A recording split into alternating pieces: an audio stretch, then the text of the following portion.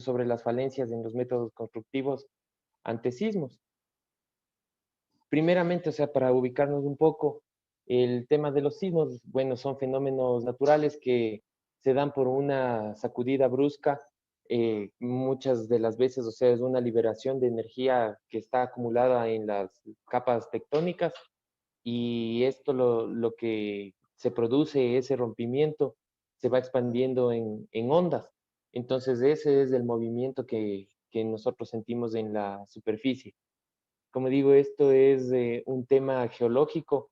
Tal vez habrá poquísimas ocasiones en las que se presente un temblor de muy baja em, cantidad que sea causado tal vez por alguna explosión o por algo antrópico, o sea, que sea causado por el hombre.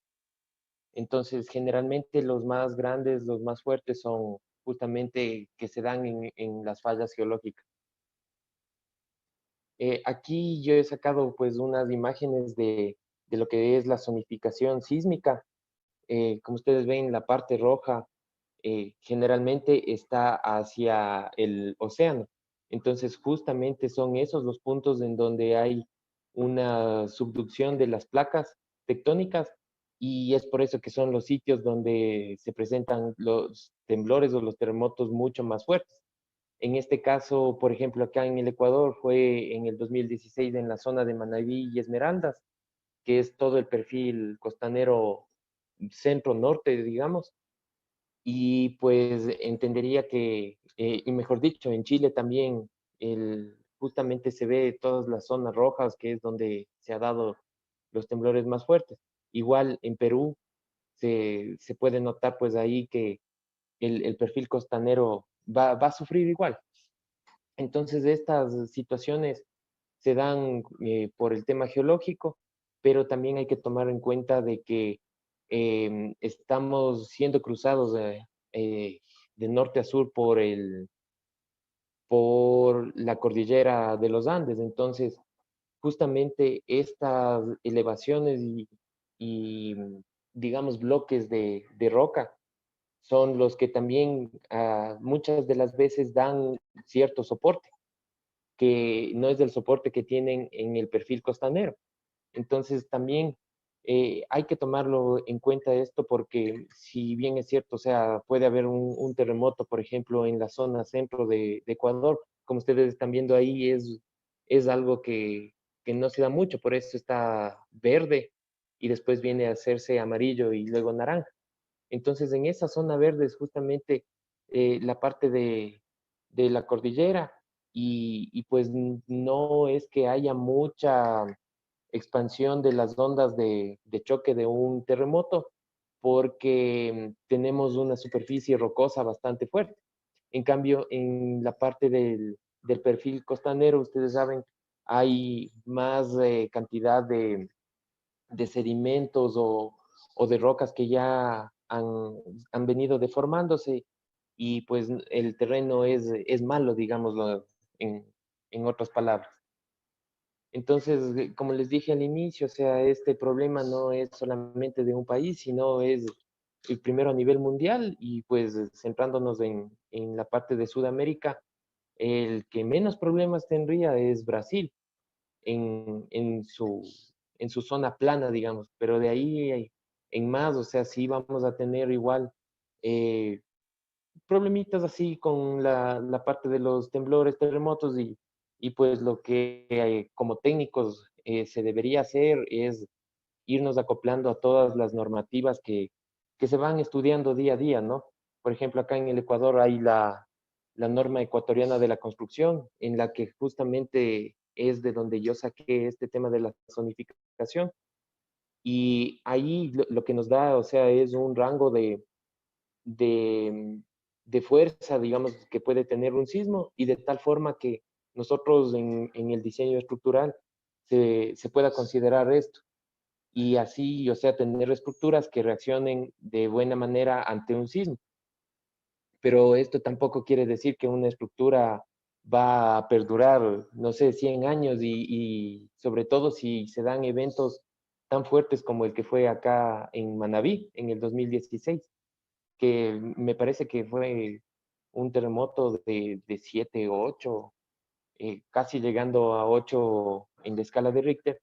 Entonces, ahí sí, por más buena estructura, por más buen diseño que se haya hecho, hay veces que realmente la estructura está ubicada en un sitio con, sea que fue un sitio donde se colapsaron dos ondas de choque o tal vez hubo un poco de licuefacción en el suelo y pues lamentablemente ahí las estructuras fallan, por más bien que hayan estado construidas y pensadas, ¿no? Ahorita les voy a poner unos dos videitos que es un poco para ir conociendo cómo es que reaccionan las estructuras ante los sismos. La primera es justamente es el comportamiento de las estructuras en sismos y el segundo, en cambio, el tipo de soluciones que se van dando ya en el mundo para poder contrarrestar estos fenómenos.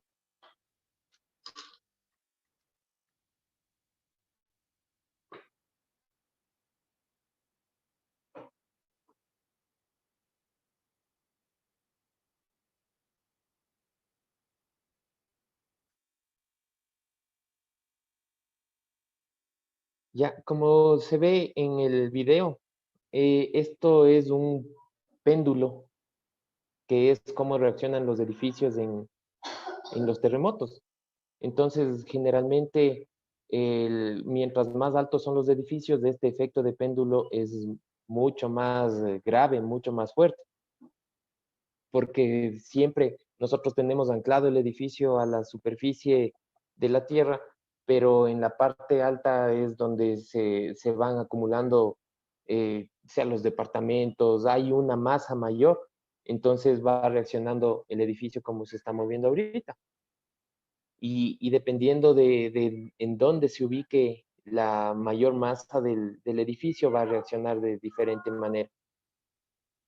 Entonces es importante también esto conocer porque muchas veces por estética se colocan las piscinas en la parte alta de los edificios. Y hay veces en donde estas piscinas, si es que han sido bien diseñadas, en su ubicación en el edificio, pues ellas sirven también como un aislante contra los efectos del sismo. Mire, justamente ahí está cómo reacciona cada uno de los edificios dependiendo de su altura, ¿no? Ahora les voy a poner el siguiente video que es el de los aislantes sísmicos,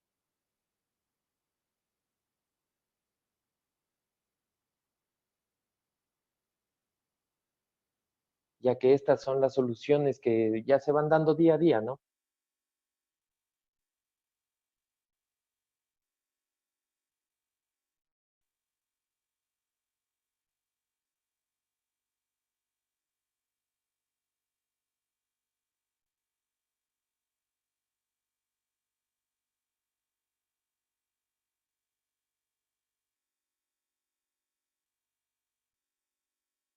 Miren, ahí el efecto de que hace un aislante sísmico es justamente ese. O sea, es separar la edificación del terreno para que el efecto del sismo, la onda de choque no llegue a él.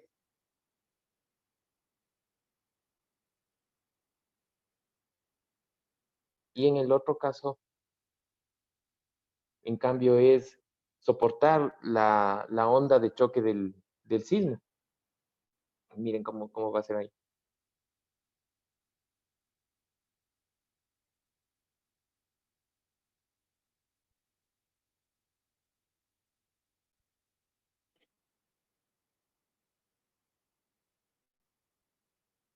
Entonces, miren la diferencia entre un edificio que no tiene ningún aislante y el otro edificio que en cambio sí tiene un aislante sísmico.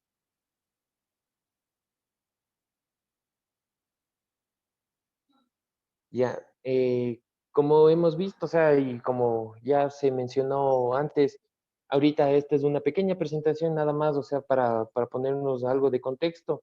Y pues siempre las recomendaciones que yo las hago, yo seré bastante repetitivo en este tema, es que hay que trabajar con profesionales y en este caso específico, o sea, que se apliquen normativas que estén vigentes. Como les digo, acá en el Ecuador hay la norma ecuatoriana de la construcción, en la que da todas las pautas para que los profesionales de la ingeniería civil puedan hacer los diseños desde casas de 2 pisos hasta edificios, ¿no?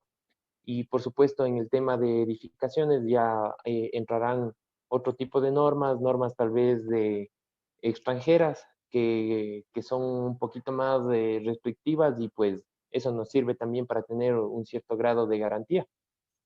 Además, el uso de materiales de buena calidad, ya vamos a comentar un poquito este tema de los materiales y también tener un buen control en la construcción, justamente es el mantener un buen control sobre los maestros, los obreros que muchas veces, o sea, ellos por el apuro tal vez terminan la tarea, pero no sabemos qué tan bien quedó.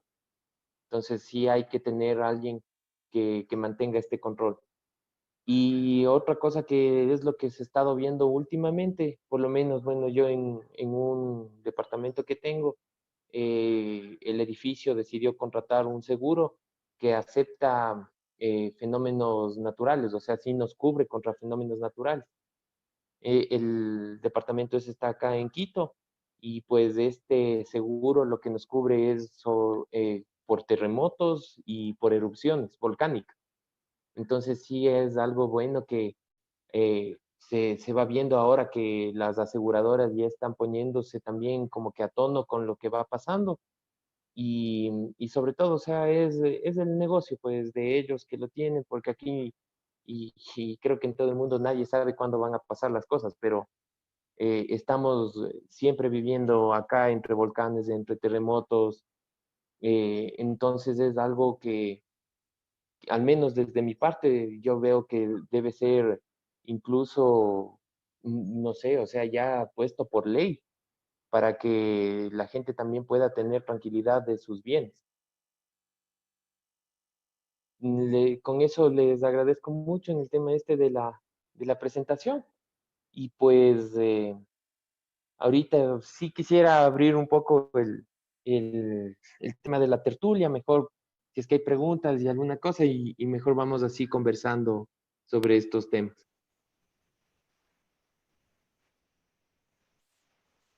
Y es que, Diego, como más o menos, como para que las personas tengan una idea un poco más concisa de qué tan importante es el proceso constructivo, eh, amparándonos siempre en los consejos que tú nos has dado en las exposiciones pasadas. eh, por ejemplo, no sé qué tan común sea ahí en Ecuador, pero acá en Perú hay tipos de ladrillos, por ejemplo, que los, los, los propietarios empiezan a utilizar, ¿ya? Y que básicamente como cada material está diseñado para cierto tipo de cosas. Entonces, acá en Perú, específicamente en la parte este, del centro sur de acá de Perú, que es en Ica, en Pisco y en Lima, usan bastante, por ejemplo, este tipo de ladrillo que se le hace llamar, acá se le hace llamar pandereta o perforado horizontal. Entonces, no sé allá si es que en Ecuador lo usan, pero acá lo usan bastante, así, bastante, y es un tipo de ladrillo que no es, no está diseñado, no está hecho para poder, asumir cargas, por sí, o sea, entonces, no sé si es que allá ustedes lo conocen, le voy a compartir ahorita pantalla para que lo vean, y sepan en dónde, por ejemplo, se puede utilizar, y, y tú me puedas reforzar la idea. Por ejemplo, aquí no sé si ustedes ven pantalla entre estos dos tipos de ladrillo. Ajá. ¿Ya? ¿Sí usan allá en Ecuador, por ejemplo, Diego? Sí, sí, sí, sí. El Eh, pandereta, este. exacto. Pero acá, bueno, hay el otro tipo que es un ladrillo así, macizo. El macizo, este. Ajá, Ujú, ya. exacto, Y justamente. allá, por ejemplo, en los participantes, a ver, no sé si toman micro en México, algún mexicano, algún colombiano, eh, ¿tienen ustedes este tipo de ladrillo, por ejemplo? Acá en México sí, Edson. El rojo, el macizo, lo manejamos mucho. Ya, el macizo. Este es el hueco, Sí, también se llama, ¿cómo se llama? King Kong. No, pero aquí le dicen, es ese refractario, pero de nada sirve porque las casas son muy frías o son muy calientes con eso. Y ese ladrillo lo manejan más bien para interés social. Sí, ¿Este de y aquí lo utiliza? ese no, no. No Es lo otro de utiliza. unos agujeros más grandes que es que este, redondos. Entonces, pero este se me hace muy, no sé qué tanto, el tipo de ladrillo, ese de cuadrado con cuadritos, no sé qué tanto sea ¿Este? resistente. Ya. Mira, esa sonrisa, Gabriel, si se puede decir así, cachacienta, o sea, es más que lógico. Entonces, no sé, ¿puedes explicarles tú, Diego, cómo es el comportamiento, especialmente para los peruanos, porque los peruanos somos los que más estamos utilizando esto y sepan realmente de qué se trata, por favor? Ajá. A ver, sí, justamente el, vamos a dividir el tema de la estructura en dos. O sea, la estructura en sí, digamos, vamos a llamarle como superestructura. Te Columnas, pongo la clase de las casas. Ajá. ahí, por ahí hay un micro abierto. Ya, gracias. Ya, entonces, digamos, lo que va a soportar el sismo es esta superestructura que está conformada por las vigas, por las columnas y las losas. Entonces, esos tres son los elementos fundamentales de la estructura del inmueble. Ya, lo que estamos viendo ahorita, los ladrillos, la mampostería, estos elementos no son estructurales, sino son elementos que nos van a dar una división de espacios, nos van a dar la protección contra el viento, contra el sol, pero ellos no son los que soportan el tema sísmico. Entonces, ¿qué es lo que pasa? O sea, generalmente cuando hay un sismo, la superestructura, esta, vigas, columnas, losas, es la que está primero soportando el choque que viene desde el suelo y empieza a disipar hacia la parte de arriba, que empieza a moverse. Entonces, este movimiento también genera otro tipo de fuerzas que vuelven a transmitirse al suelo a través de las columnas.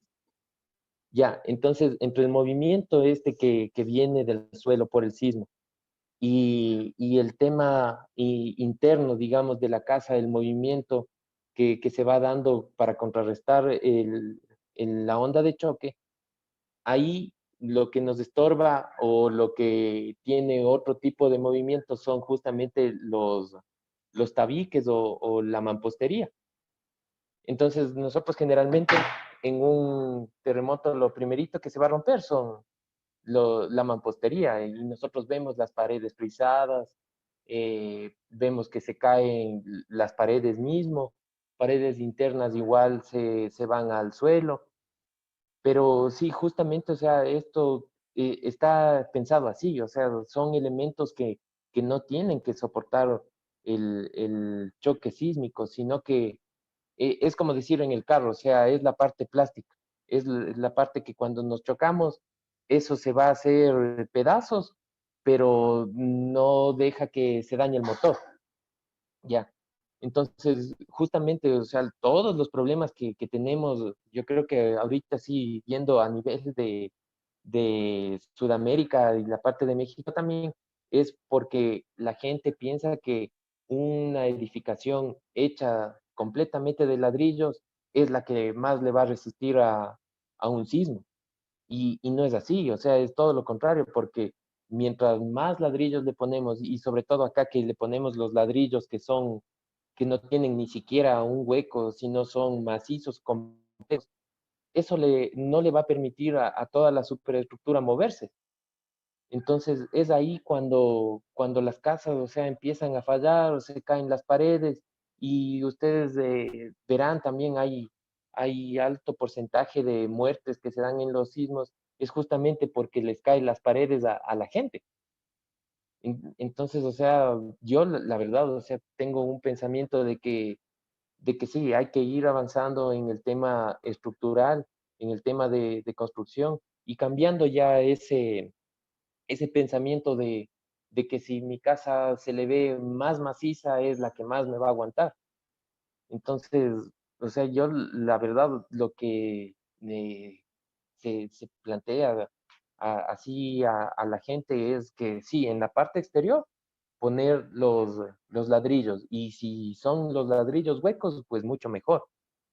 Y pues en la parte interna hay, no sé, yo lo conozco acá, el gypsum, que son las placas de yeso, que incluso esas placas de yeso son hasta modulares, o sea, si es que nosotros hoy tal vez tenemos la necesidad de tener, no sé, 3 cuartos, el día de mañana cogemos, botamos una pared, desarmamos el gypsum y pues listo, ajá, o sea, ya tenemos una habitación menos o podemos aumentar y la vamos haciendo así modular. Entonces sí es una idea tal vez mal concebida de que si tenemos la estructura así completamente llenita de los tabiques estos de mampostería y que son sólidos, nos van a proteger contra un sismo. Eso no es así. Lo que realmente protege contra el sismo o le hace a la estructura antisísmica o sismo resistente son justamente estos elementos que están ahí presentados en la pantalla, que es la cimentación, la columna, las vigas y la losa. Eso, Edson, no sé, ahí sí, si es que se aclara un poquito el panorama.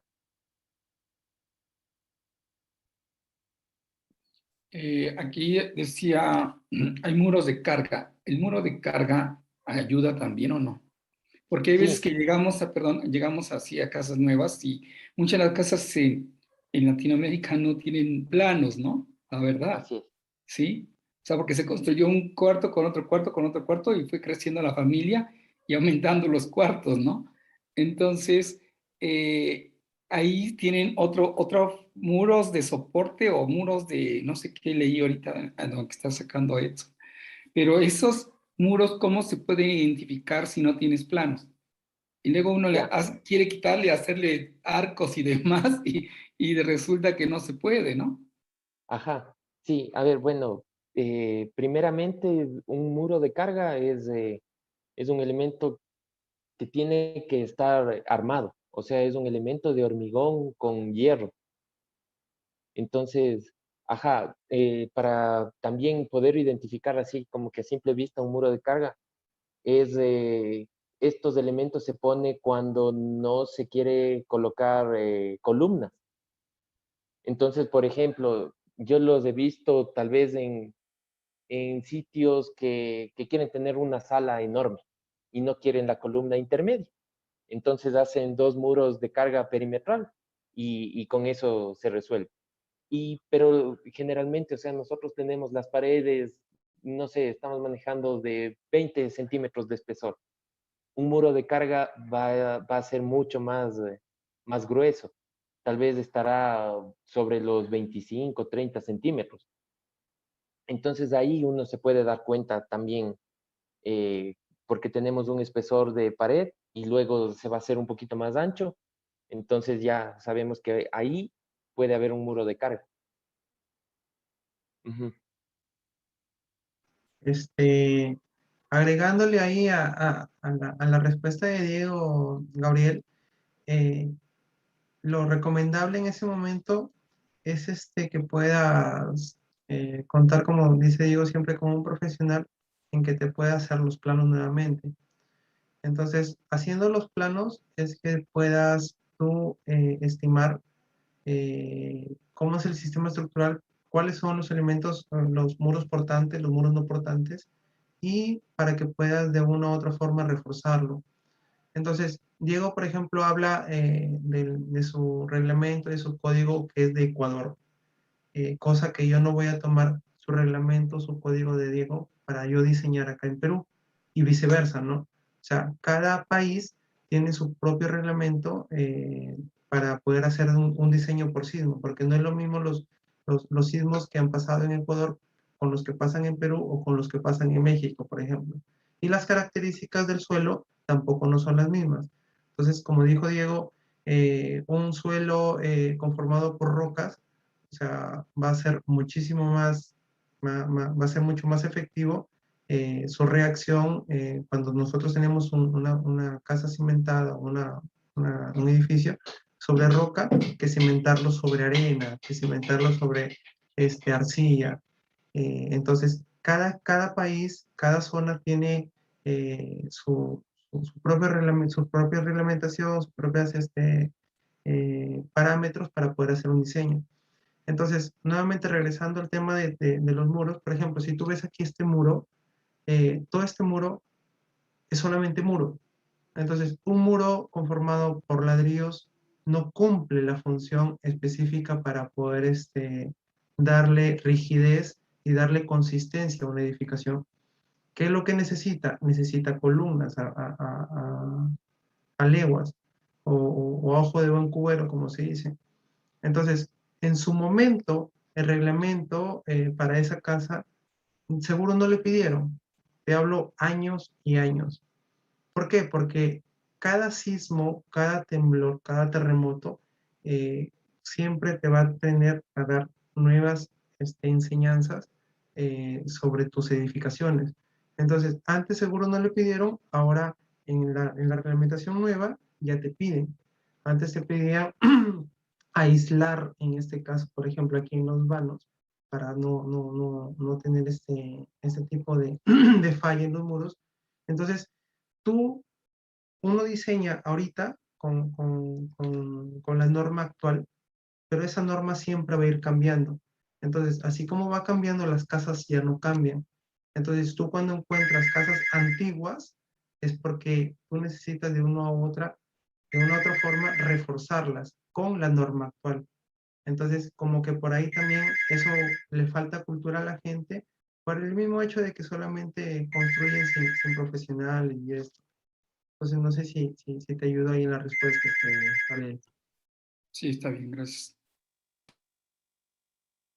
Sí, estaba viendo también en el chat, Anaí nos pone respecto a los huracanes, nos pone que el huracán Odil tiró muchas bardas y destruyó hoteles que tenían construcción de yeso.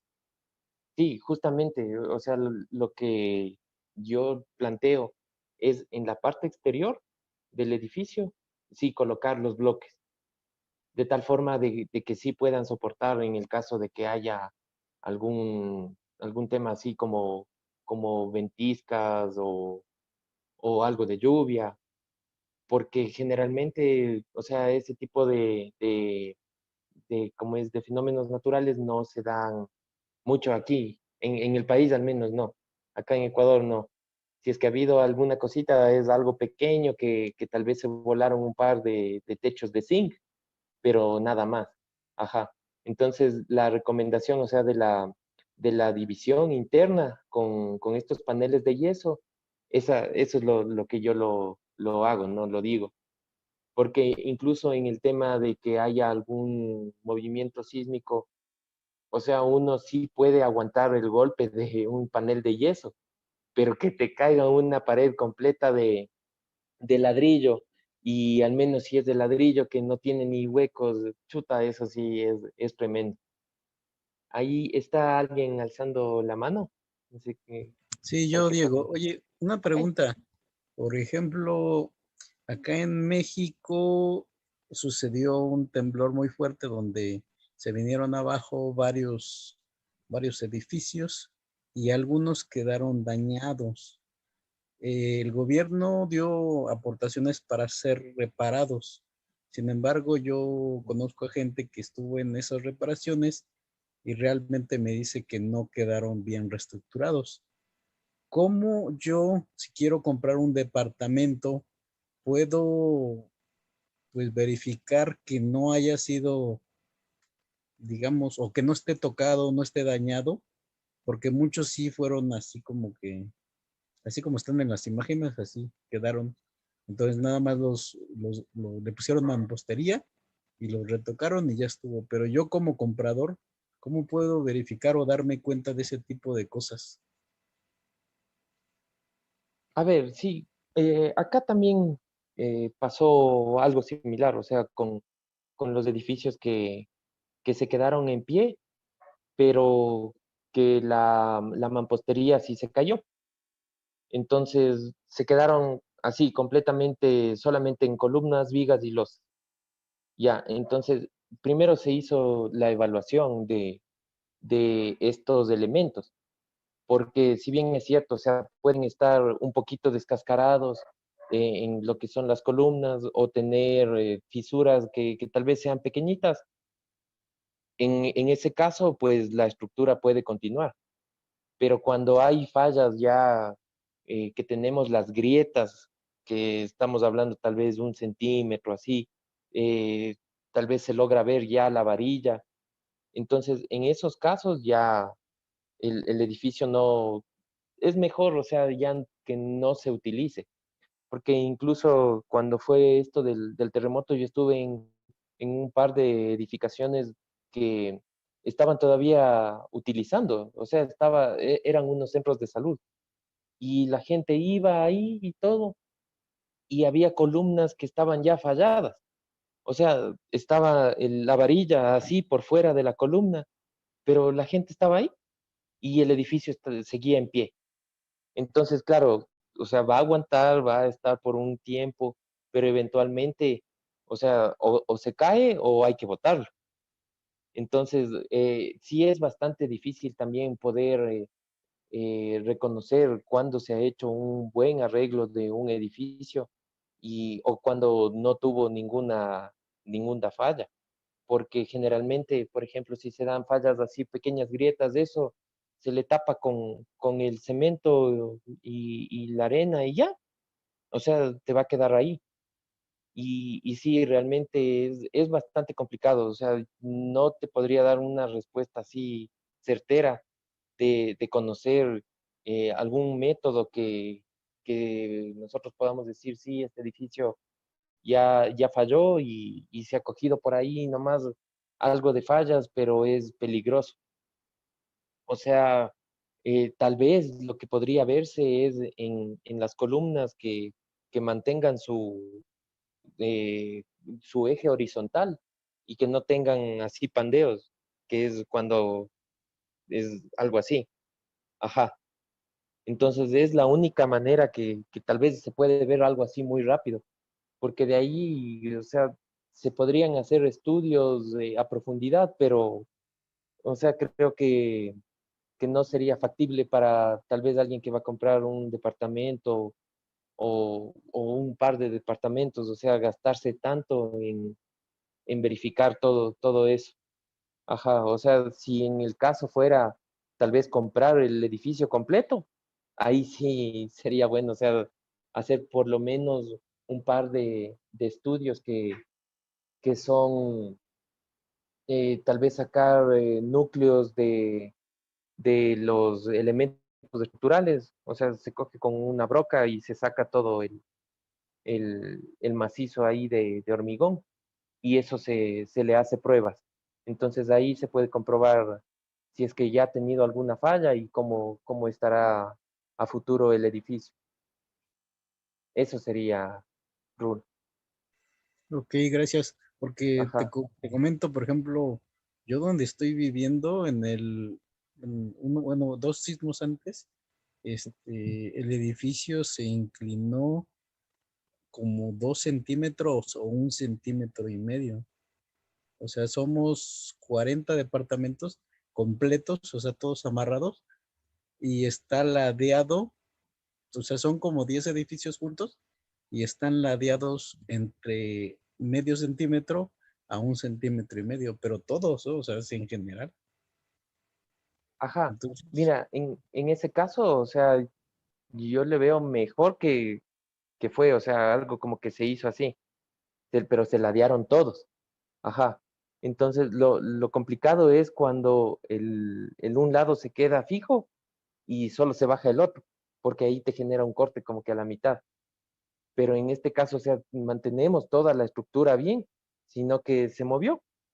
Ajá. Entonces, yo he visto que sí hay soluciones para eso. Me parece que incluso, bueno, de lo que he visto, hay unas como, son como bolsas de neopreno, que eso tienen que excavar en la cimentación y les inflan, y eso hace que suba el edificio. O sea, sé que no es algo así tan fácil, ¿no? Pero sí, o sea, para todo hay solución. Realmente en la ingeniería el único problema es el financiamiento, pero de ahí solución hay para todo. ok, gracias. ¿Ok? Sí, aquí en la capilla de Guadalupe, la primera capilla que hubo, bueno, no es la capilla, es, ¿cómo se llama? La basílica. La basílica, la primera iglesia, estaba completamente chueca y el gobierno sí la pudo nivelar por ser un monumento histórico. Entonces sí, cuando hay dinero se puede hacer todo. Ajá, O mejor se cambia de zona uno, ¿no? Pues sí, porque ya, sí, es que aquí había zonas en el centro que eran muy perjudicadas en los temblores, pero después ya se pasó al sur, ya se pasó a donde vive Rul, ¿sí? O sea, ya como que cambió un poco la zona, ¿sí? Cuando en el 17 pasó, se vieron zonas más afectadas que nunca se habían visto afectadas. Entonces, pues sí, ajá.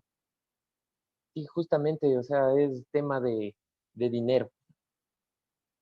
Pero también, o sea, como te digo, en ese caso es bueno que toda la estructura se haya movido como un elemento monolítico, o sea, todito se movió, porque es complicado cuando solamente se da, por ejemplo, en los temas de la liquefacción del suelo, que tú en una misma zona, en este caso llamemos ala este y oeste del edificio, tienes un pequeño cambio de suelo y por el terremoto o por algún movimiento, en el uno tenías más arcillas. Entonces eso se mueve, se hace como agua y ¡pac! Se cae, pero solo la mitad del edificio. Entonces ahí es problemático porque ahí sí tienes ya fallas en las vigas, hay fallas en las losas, es lo que yo decía algún momento en una de las presentaciones, ya no puedes cerrar bien las puertas, no se cierra bien las ventanas, es justamente por estas cosas que uno tal vez piensa, dice, 2 centímetros, sí, algo pequeñito, pero en la edificación se mueve milímetros y ya te cambia algunas cosas. Entonces sí, realmente, o sea, yo le veo que sí está, debe estar bien diseñado que ha sido así el movimiento, o sea, fue uno solo. No sé si alguien más tiene preguntas, porque también, bueno, sí quisiera hablar del tema de los materiales.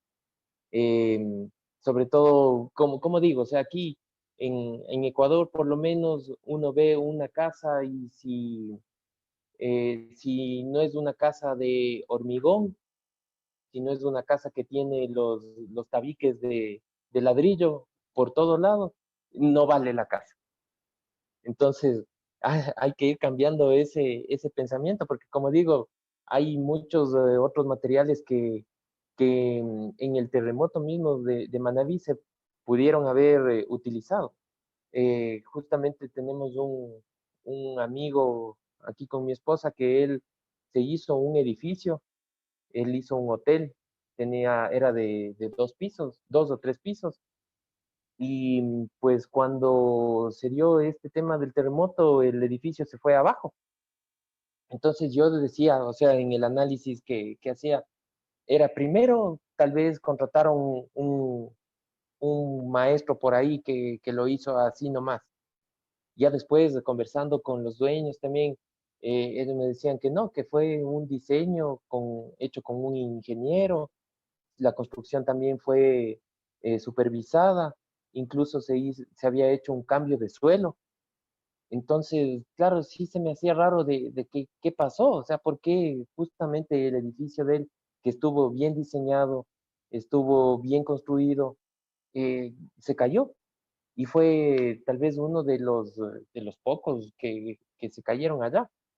Entonces, analizando, o sea, el tema es que justo en la zona donde estuvo el edificio de él, llegaron dos ondas de choque. Entonces vino una onda por un lado, llegó otra desde el mar y lamentablemente, o sea, la mala suerte, chocaron en ese sitio y ahí sí, o sea, como decías al inicio, o sea, por más buena construcción, por más buen diseño que haya, ya muchas veces es incluso el factor de la suerte, porque ya digo, ellos habían hecho un cambio de suelo, pusieron una cimentación corrida, que son unas losas a lo largo de todo el edificio, entonces era imposible de que se caiga. Y pues ya fue la mala suerte que les pasó este tema. Y en cambio, por el otro lado, había hoteles chiquititos que estaban hechos en bambú. Eran edificaciones de bambú, tenían tapados con paja y esos no les pasó nada. Es justamente por el tema este de los materiales. Y el bambú es un material que es una belleza porque tiene bastante elasticidad y también soporta a las compresiones. Entonces sí, hay que ir como que cambiando esa mentalidad de que si no es el edificio o la casa en acero, en hormigón, ya no vale. Entonces, aquí se ha demostrado, se ha visto que ese tipo de edificaciones son altamente sismo resistentes. Y pues yo veo también que hoy por hoy sí se está ya cambiando, al menos en la parte de la costa, están haciendo bastantes edificios o departamentos así, con bambú y con estas divisiones que les digo, o sea, ya solo las planchas de yeso y en la parte externa nada más el bloque prensado, el bloque macizo. Ajá, igual, o sea, de esto sí podríamos hablar un montón de tiempo porque hay un montón de nuevas, de nuevos métodos constructivos en los que ya se va tomando en cuenta también la madera, materiales así como el bambú, y que esos son tal vez a futuro lo que nos va a tocar utilizar, porque si llega a darse algún terremoto muy fuerte, o sea, al menos aquí en Quito, en la capital, hay un dato que son alrededor del 80% de las viviendas de Quito que no tienen permisos, o sea, y que se han hecho sin un estudio. Entonces, si llega a darse eso, lamentablemente el 70% o el 80% de las casas se van a caer y es porque no hay la conciencia esa de decir, sí, voy a pagar, o sea, tener esa garantía con un técnico y pues me consigo el maestro ahí que él me hace más barato y a la final, claro, la casa está, pero el rato que pase alguna de estas novedades, eh, la casa se va a ir al piso y tampoco una aseguradora va a coger y a decir, sí, bueno, yo te aseguro esa casa porque ha hecho este maestro que tiene renombre. No, acá las aseguradoras también lo que aseguran es un edificio, una casa que tiene diseños, tiene todo bajo normativa y todo está en regla. Porque si no, no, ellos tampoco van a meter la plata así a lo loco. Estaba viendo también, alguien puso en el chat el de los, dice que las construcciones con tierra y costales. Sí, también es buen elemento, eh, pero lo que hay que tener en cuenta es cómo está reforzada esa tierra y los costales, porque un costal de tierra lo que nos va a dar es solamente la protección externa, pero siempre hay que tener en cuenta de que debe haber un elemento que sea elástico y que se mueva. Entonces, ahí puede ser tal vez con madera o con el mismo bambú y recubierto o dado su terminado exterior con terrocemento, que puede ser la mezcla esta de tierra y cemento, o si no, acá también lo que se hace es una mezcla de tierra con un ligante que es una como miel y se pone paja.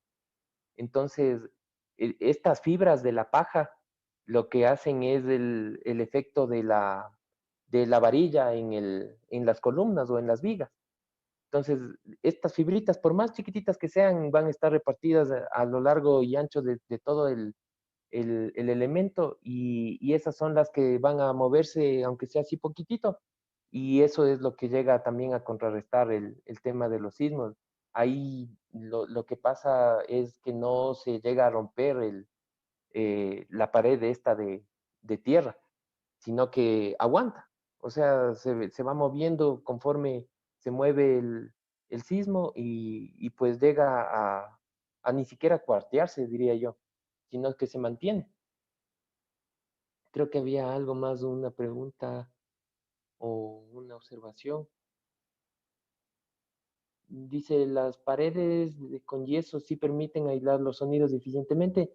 Sí, hay paredes de yeso que vienen como sándwich. Entonces se pone una pared, en la mitad hay, me parece que es un tipo como espuma, o si no también es uno como plumón. Entonces, eso es lo que aísla tanto en la parte del sonido como en la parte climática también. O sea, se mantiene el calor o el frío dentro de la casa. Sí, o sea, sí, sí, sobre todo el tema de los sonidos, sí, sí llevan a cubrir. Ajá, y ahí también ponen el tema del adobe. Ajá, es justamente esta mezcla que yo les estaba contando de la tierra con este tipo de miel y la paja. Entonces sí, son cosas que se han venido utilizando de milenios y pues justamente sí, sí funcionan. O sea, se ve que hay casitas así de paja que están ahí, perduran. El único, no sé, problema tal vez diría yo, es que las paredes tienen que ser extremadamente anchas, o sea, son de 80 centímetros, tal vez 1 metro, y eso es lo que se ve en las estructuras antiguas, o sea, por ejemplo, en casas de hacienda, ahí se ve unas paredes súper anchas que incluso para cuando se hace las ventanas, uno hasta puede sentarse ahí, porque son así bastante anchas. Y esas construcciones han sido hechas con adobe. Listo, no sé si hay algo más por ahí, alguna pregunta o Nada más alguien quiere comentar algo. una última pregunta, Diego. Por ejemplo, si yo Sí. desearía meterle, yo no he visto hasta ahorita o no conozco a alguien que me haya dicho que ha construido con aislantes sísmicos. ¿Es muy costoso? Sí, sí, sí, porque justamente son este tipo pistones que se ponen en la edificación. Yo realmente en donde he visto es en edificios con estructura metálica y generalmente se los pone en el subsuelo. Y bien que llegamos a este punto. O sea, esto se puede poner así como elemento estructural y va a costar una plata. Ya, pero también lo que se puede hacer es poner una piscina. Entonces hay que saber dónde ubicar la piscina, porque dependiendo de la altura del edificio, no sé, digamos un edificio de 10 pisos. Si yo le pongo la piscina que me ocupe toda el área del edificio en la parte más alta, va a ser perjudicial, porque vamos a tener el efecto que veíamos ahí en el video, que empieza el péndulo a moverse así. Pero si le ponemos la piscina, no sé, en el 5.º piso, o sea, calculado, ¿no? Con todos los elementos, esta piscina, al rato que el edificio empieza a moverse así, el agua se mueve en el sentido contrario y es como que le va frenando el movimiento. Entonces, yo creo que eso es un tipo aislante sísmico que primero, o sea, es beneficioso porque vas a tener el plus de que tienes una piscina en el edificio. Y segundo, o sea, te va a ayudar en el tema de los sismos porque sí llegan a contrarrestar los movimientos.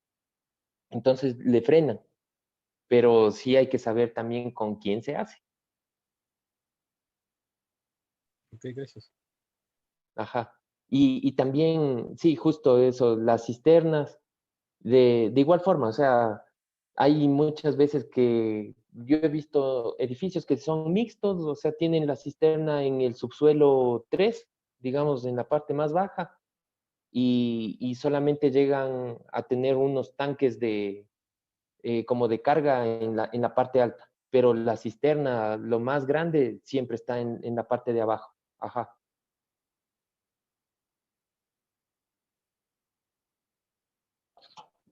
Pucha, hablar de este tema, Diego, nos podríamos tirar todo un día, Ajá. todo un día, porque es muy, pero muy largo, muy extenso, pero la verdad que nos has ayudado bastante.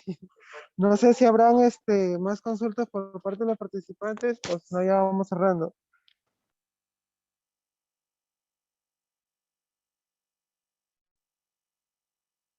Sí, igual, no sé, Edson, ahí tal vez con los otros administradores, si es que fuera necesario, o sea, podemos ampliar el tema en los Zoom de los domingos, pero tal vez sí sería bueno como que irle centrando, ¿no? Focalizando, porque en realidad es algo que se puede hablar, chuta, días, tal vez, no solamente una noche.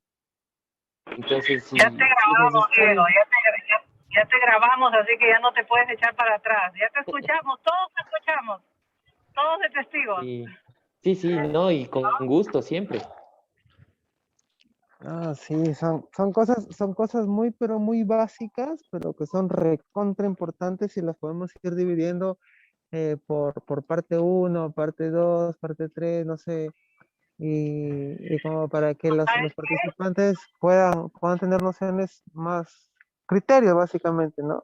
Que usamos nosotros los ingenieros y les va a ayudar bastante. Aida.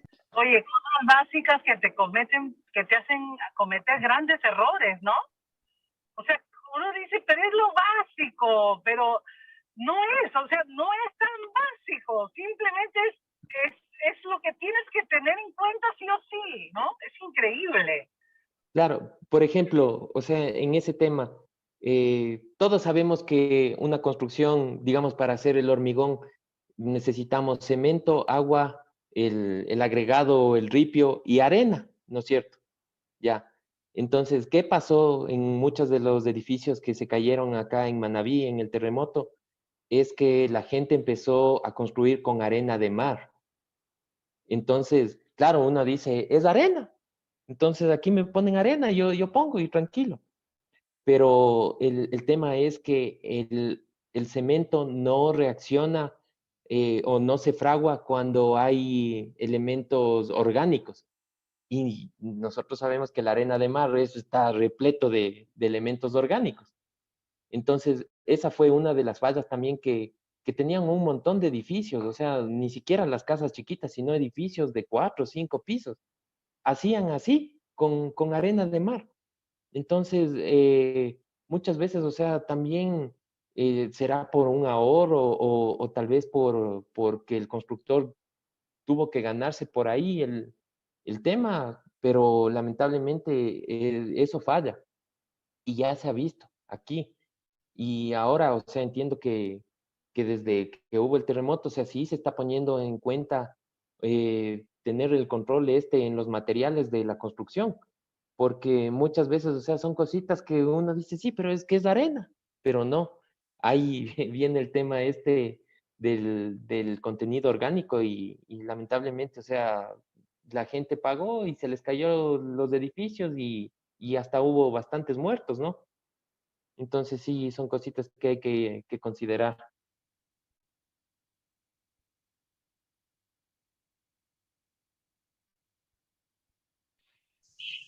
Listo, Diego.